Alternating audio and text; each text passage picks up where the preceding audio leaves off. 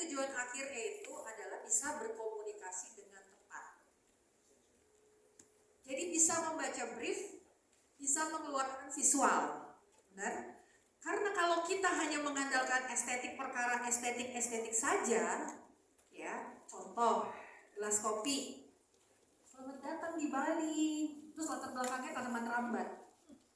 Apa yang mau dikomunikasikan? Estetik tentu, tapi yang mau dikomunikasikan apa? Tidak ada kan? Jadi kita harus bisa membaca brief. Permasalahan dari manusia segini banyak ini adalah satu. Tahu ada yang bisa jawab? Ada yang bisa jawab? Permasalahannya satu adalah ego.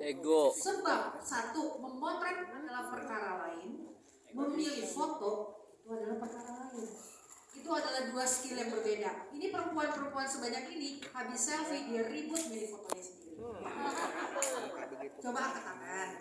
Semua. Ya kan? Padahal angle yang dipilih ini cuma kayak beda 1 derajat gitu kan? Nah, apalagi bisa dibayangkan nggak? Nanti tugas kalian adalah misalkan nih, kapan-kapan nih, kalau kalian ingin menghukum diri kalian, itu gampang. Tipsnya, ini aku udah kasih duluan ya, di depan, adalah kalian cari topik yang paling kalian suka. Harus yang kalian suka. Tidak boleh yang kalian tidak suka, karena buat apa? Ya kan? Cari topik yang paling kalian suka, klik, cari artikel terbaik. Kemudian artikel itu kalian copas di handphone kalian cari keywordnya. Itulah calon shortlist foto kalian. Habis itu kalian cari shortlistnya nih, misalkan Asar jadi negara, shortlistnya apa? Oh, ada manik-manik, ada ini. Itu adalah shortlistnya.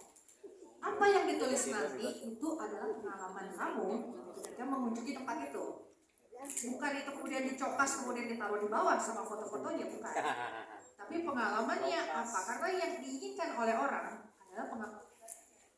Yang paling gampang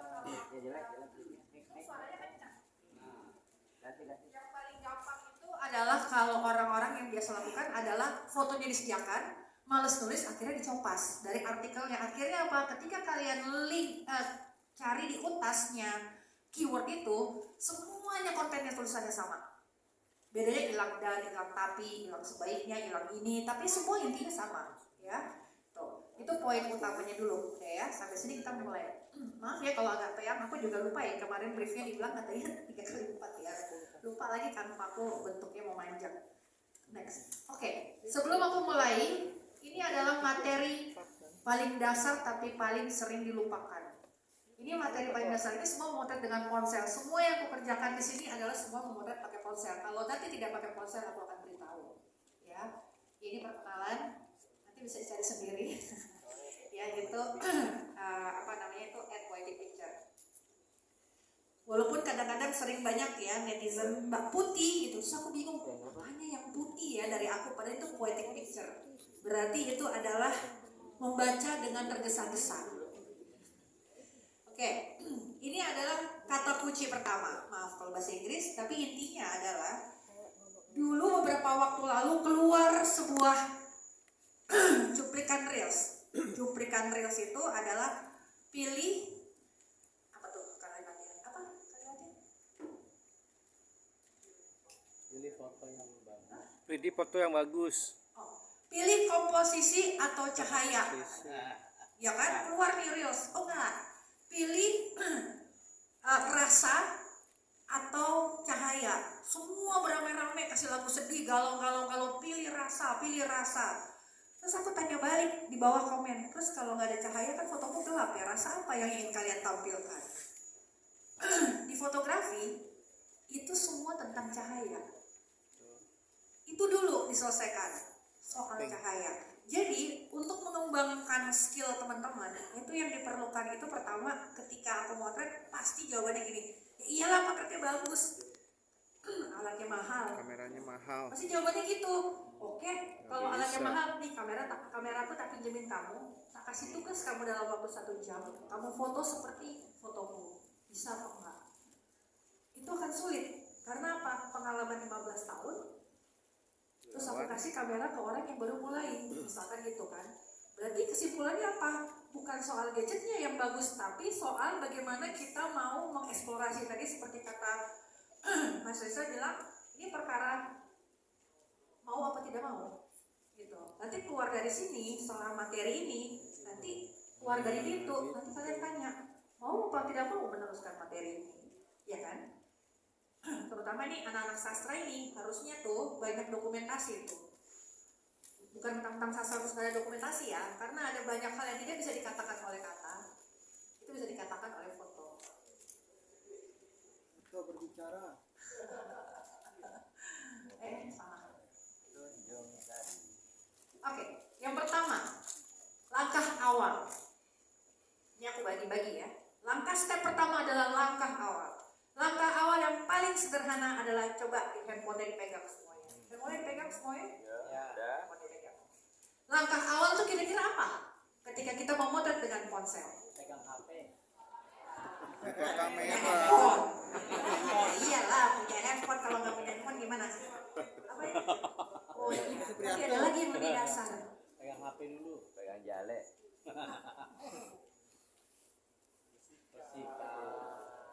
Benar apa tidak?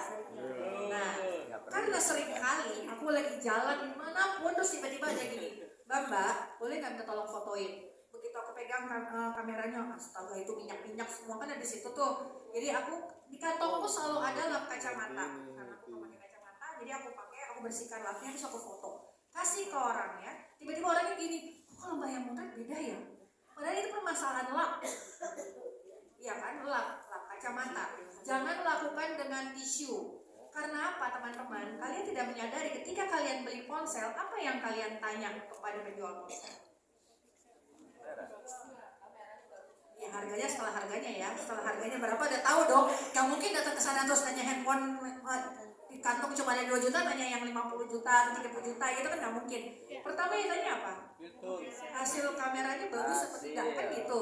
Tetapi kalian tidak merawat lensa yang ada pada kamera kalian. Nah itu yang jadi permasalahan. Pertama, selalu siapkan lap kacamata. Lap kacamata itu kan murah ya, taruh di kantong. Kalau misalkan emergency atau apapun, pakai lap kaos tapi yang bagian dalam. Tapi tidak kusarankan karena itu akan membuat lensa baret. Apalagi kalau katanya mama-mama di Papua, aku dulu pernah ngajar di kelas Kemendes, katanya kakak, handphone mama ini kentang. Kakak. Gitu. Susah mikir handphone kentang tuh, oh handphone nanggung gitu ya, handphone kentang gitu. Oke. Jadi itu harus dirawat. Kemudian cowok-cowok nih, kalau seandainya pakai handphone suka bisa taruh di kantong. Terus kalian habis lari-lari ngapain itu segala macam ya, lari ngejar maling atau apa, kan keringetan. Terus kalian taruh di kantong, itu kebiasaan terus-menerus akhirnya lembab dalam lensa ini akan timbul bintik-bintik dan itu jamur. Yang punya kamera, ini kebiasaan nih. Yang punya kamera, habis motret pakai strap kamera ditaruh di sini, keringetan. Habis itu ditaruh di dalam kotak kamera. Itu dibiarkan berabad-abad sampai dia motret lagi. Itu yang terjadi apa? Seringnya jamuran. Nah itu yang tidak boleh, ya. Dikeluar, dicopot. Yang paling mudah itu adalah menyimpan gini, beli kotak kontainer yang murah apapun yang kalian mampu.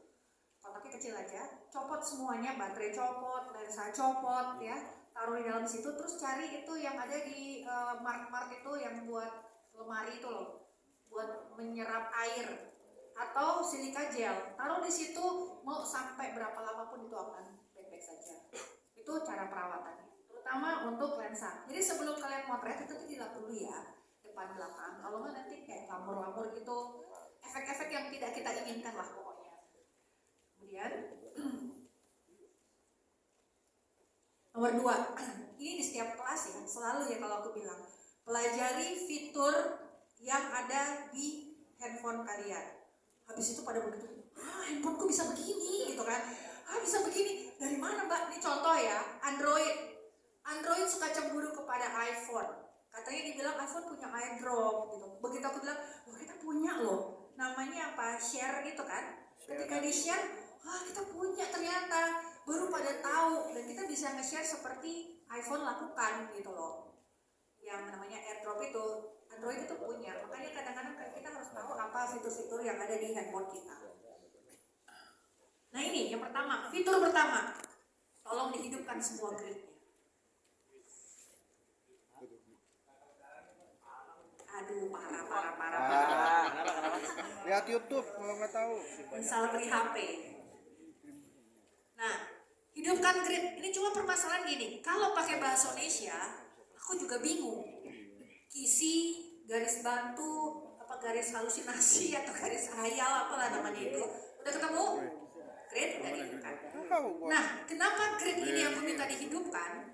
Karena di dalam fotografi ada yang namanya komposisi. Ya.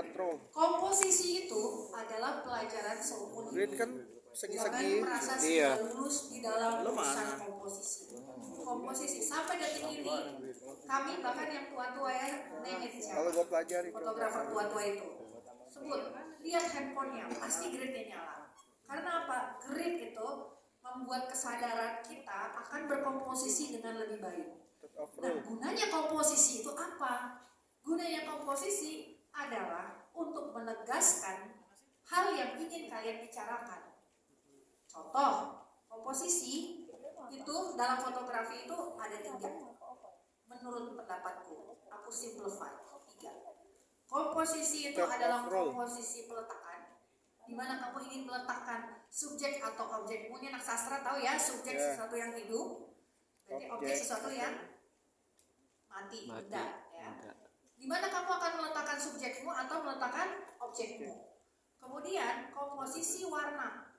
Misalkan Sasa mau pergi ke acara roadshow di Universitas Indonesia. Dia pilih warna biru, putih, dan biru. Ini adalah komposisi warna. Di dalam fotografi pun ada. Ya. Kemudian ada satu lagi komposisi gelap dan terang. Oke.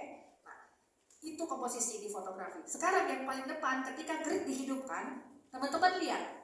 Ini adalah komposisi sederhana. Kalau kalian lihat, kolomnya ada berapa? 3.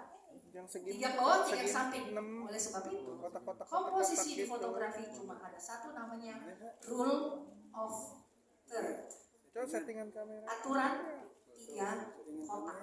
Terus kalau dibilang kan banyak mbak, ada yang framing, ada yang apa? Kalau kamu di padang pasir mau nyari framing di mana? Framingnya orang semuanya rata. Jadi cuma ada satu rule of third. Kalau ada yang modelnya adalah Fibonacci, kemudian ada golden rules atau apa segala macam, itu tergantung dari situasi tematik. Tapi aturannya cuma satu, adalah rule of third. Sekarang penggunaan rule of third bagaimana? Contoh, si kakak ini, dia posisinya di tengah ya. Oh, aku punya ini. Oke, si kakak ini, dia posisinya di tengah. Jadi kalau dia di tengah, ini kan kotak nih ya, ini kosong, dia duduk di tengah. Kalau si kakak ini ada di tengah, dia mau menghadap ke kiri atau dia mau menghadap ke kanan tidak ada masalah. Ya. Tetapi kalau kakak ini geser kepalanya ada di titik ini nih, di antara pertemuan dari kolom 1 dan kolom 2, dia ngadepnya ke kanan, yang sebelah kiri ada namanya negative space atau room kosong. Kesannya kamu ngambilnya colongan ya. Jadi dia harus ngadapnya ke sebelah kiri di mana ada negative space. Paham? Ya. Satu lagi harus ditegaskan mulai hari ini, di fotografi tidak pernah ada yang salah. Yang ada adalah logika berpikirmu itu dan brief yang ingin disampaikan itu apa. Sekarang kalau aku tanya, aku balikin, kalau dia noleh ke kanan boleh apa enggak? Ya boleh, tapi komunikasinya gimana? Seperti kalian ngambilnya colongan kan? Iya kan? Apakah itu yang kalian inginkan? Kalau iya, berarti itu sudah benar. Ya, tidak ada yang salah. Kalau dibilang salah, kalau ada yang salah, aku bilang salahnya apa? Karena itu seperti colongan. Nah, aku pengen supaya terlihat colongan, ini mau jawab apa lagi kan? Gitu, adu debat yang ada. Sekarang kalau kakak ini aku taruh di kotak ke sini, berarti dia harus nolehnya kemana? Ke sebelah sini. Tempat di mana ada negative space. Itu adalah negative space, ya, gitu.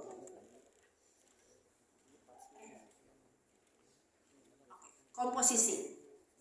Ini juga difoto oleh handphone juga. Mana sih namanya? Mana ya? Oh sih.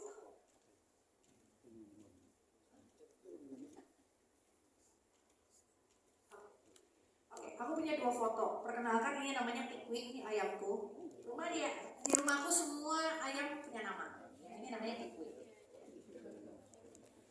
Oke.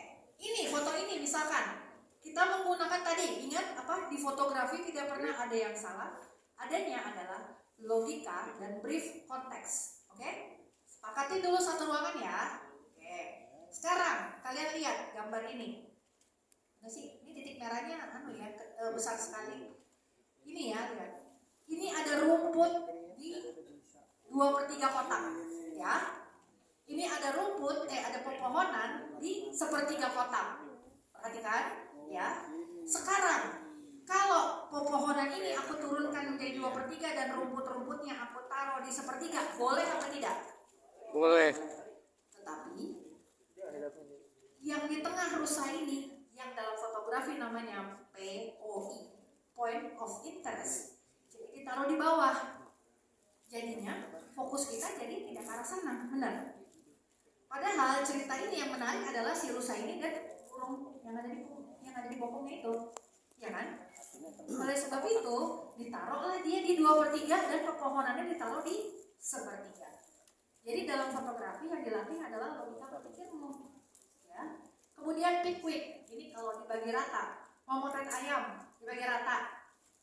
Jadi kepalanya taruh di 1/3, badannya dan itu adalah harmonis saja. Kemudian berikutnya, nih di Hokkaido. Contoh, saljunya 1/3, pohonnya 2/3. Kalau pohonnya aku bikin 1/3 dan saljunya 2/3, boleh apa enggak? Boleh. Tapi point of interest-nya jadi berubah. Kalau yang motret, kita harus tanya yang motret. Kita nggak boleh menghakimi. Kita tanya, maumu apa? Apa yang ingin kamu sampaikan?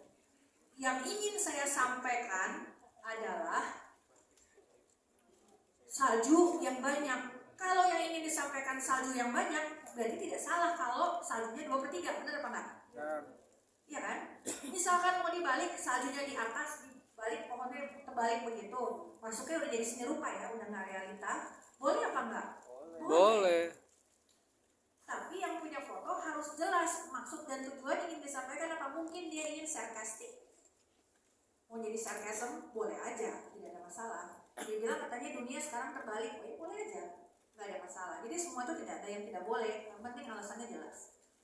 Contoh, ini aku bikin di kamar hotel. Jadi ketika lagi ngajar satu kelas di Kerawang, aku bikin buat contoh. Ini adalah komposisi gelap dan terang, ya, komposisi gelap dan terang. Ini foto ini loh, aku punya perkumpulan